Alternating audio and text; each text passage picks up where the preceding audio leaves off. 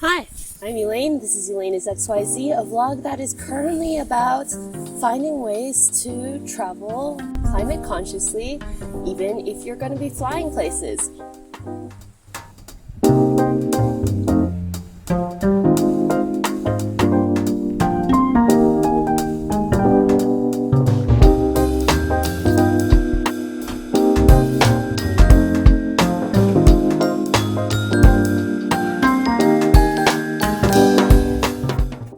I'm coming at you from a cabin in Yellowstone Park. I thought about recording outside, but with the ambient noise and the threat of bears, I decided it was probably just smarter just to do it from this room. Hello, wildlife. What's up? In September, in the wake of all the climate strike stuff that was going on, I helped this organization I volunteer for compile a list of 9 tiny actions that you can take to do something against climate change if you can't actually join the climate strikes yourself. So I figured now, in midst of all of this natural beauty, I might as well rejigger some of that content for those of us who like to travel, because goodness knows traveling comes with quite a carbon footprint. In fact, the travel industry accounts for about 8% of global emissions altogether, and frankly, one transatlantic flight generates so much carbon that it doesn't matter how much public transportation you take and what you eat and how many light bulbs you change, you won't make up for it.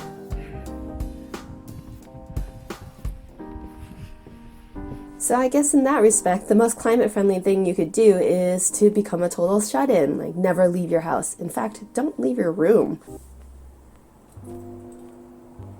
It's probably not shocking, but as someone who travels a lot, I think there's inherent value in travel. It imbues us with context. It creates these connections between us and everyone else in the world, and considering how connected the world is and how complicated global life is, I think this is actually increasingly important. Travel, when done consciously, opens us up in a way that reading about something just doesn't quite do as well. Assuming you think that too, but you also still do care about climate change, here are 3 small actions that you and I can take, at the very least, to lessen our impact individually on the world.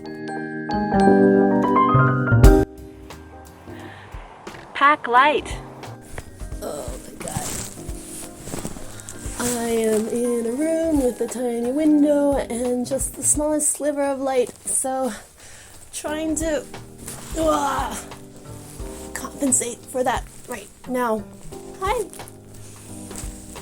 Each kilo counts on your journey, so the easiest way to shed some carbon would be to shed some pounds of your stuff. Everyone's travel requirements vary, so I'm not going to be like carry-on only, but unless you're transporting some sort of specialized equipment, medical stuff, technical stuff, videographer stuff, etc., you're probably packing a little more than you need. This time around, my trip has taken me through multiple climates, from balmy Mombasa to it's actually kind of snowing Montana, and this whole journey is lasting about 2 months, so I had actually allowed myself a real check-in suitcase. Looking back, I don't think I really needed it. In fact, the only thing it was good for was getting lost by the airlines for a couple days.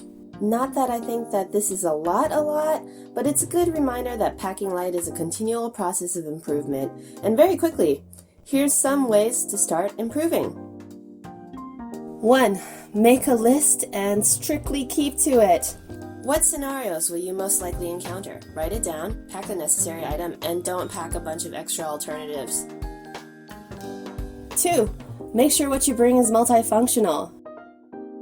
Basically, things that can function alone but also layer will save you space and help you tackle temperatures from 0 to 35. 3. Keep to just a week's worth of clothes and get used to the idea of possibly doing laundry along the way. And whenever you get back from your trip, you can assess what you didn't end up using inside of your luggage and why, and that will help you figure out how to pack even lighter next time. Keep it local. The choices you make for your travel can make a big difference for how much you experience a place and how sustainably you're engaging with it. The best way to magically shave off carbon is to go as local as you can, when you can. When you can, stay with somebody. This could be couch surfing, or finding a host family, or finding an Airbnb that is a private room in a shared apartment. In fact, the ethical thing to do, considering various complaints against Airbnb's effect on local housing situations, is to ensure that you're living in a place where you're helping out a local as opposed to a slumlord that's already kicked out its tenants for unregulated tourists. When you can, walk and take public transportation. I get it. It can sometimes feel unsafe, but keep a close eye on your belongings, mostly travel during the day, and take it from me, even as a small solo traveling Asian lady, you're most likely going to be fine, and you'll get a couple of really cool experiences out of it. When you can, try out the local eats. To be honest, it boggles me that I even have to say this, but I have been on group travels with people who would go to places like Southeast Asia where you're surrounded by delicacies and get nothing but pizza and burgers. And okay, I understand if you have allergies or other kinds of dietary intolerances, and I don't want to be too judgmental about picky eaters, though I will say most staples are pretty chill wherever you go. Just about every location in the world has some sort of cooked carb. But, you know, it's not even cooked meals. Go for the local brew. Find the local packaged dessert. If you really need burgers and pizza, go for the ones that have locally sourced ingredients. To be honest, you'd be surprised what a quick Google will tell you. Did you know Nairobi has its own burger culture? And if it's because you're afraid of travel belly, just follow that old colonial saying. Cook it, wash it, peel it, or forget it. Basically, stick to things you know that have been washed properly, that are freshly cooked, and are fruits and vegetables that have an outer skin that you can peel off, and you should be fine. Use your downtime for divestiture demands.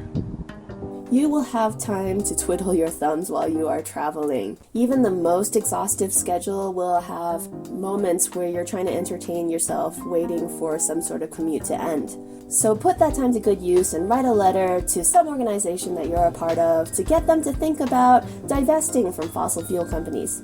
This could be your pension fund. This could be the corporation you work for or the bank you bank with. This could be your university. This could be your church. This could be your local politicians.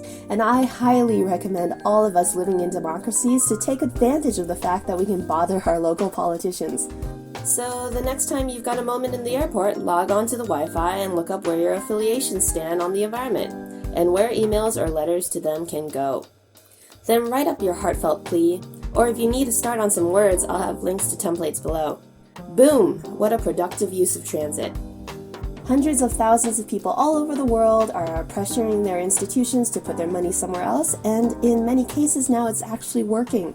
Recent organizations that have sucked all of their money out of fossil fuels include the University of California system, the World Council of Churches, and even the Rockefeller family. And you have the perfect amount of downtime now to add your voices to the mix.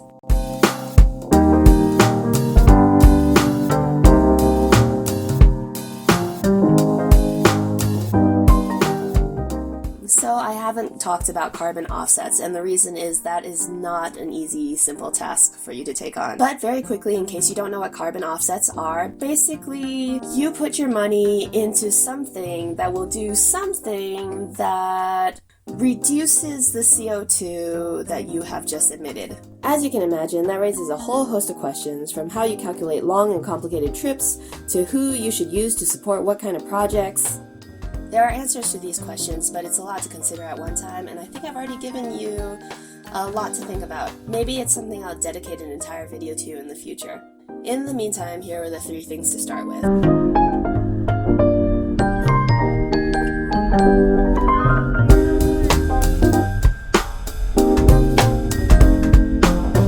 If you found it useful, please like and subscribe. You can find me off of YouTube on my website and Instagram, ElaineIsXYZ, and see you next time doing whatever it is I happen to be doing.